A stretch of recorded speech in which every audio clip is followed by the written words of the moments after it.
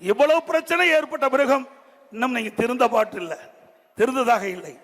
இவ்வளவு உயிர் தமிழ் மண்ணிலே நாம் இழந்து விட்டோம். இன்றைக்கு தமிழகத்தை தலைகுனிய விடமாட்டேன் என்று சொல்லிக் கொண்டிருக்கின்ற முதலமைச்சர் அவர்களே, இன்றைக்கு அந்த கூட்டத்திலே மயங்கி விழுந்து அந்த ஒரு பெண்மணியை தூக்கி கொண்டு செல்கிறார்கள். தலை சாய்ந்து செல்கின்றார்கள்.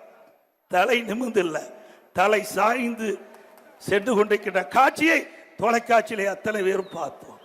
அத்தனை பேரும் பதறி போயிருக்கின்றார்கள். ஒட்டுமொத்த தமிழ் மக்களே பதறி போயிருக்கின்றார்கள்.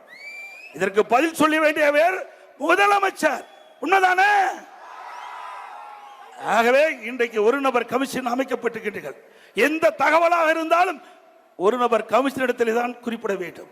அதிகாரிகளை வைத்து, தன்னுடைய அதிகாரத்தை வைத்து இதை உண்மை சம்பவத்தை மறைத்து விடலாம் என்றால் நிச்சயமாக நடக்காது.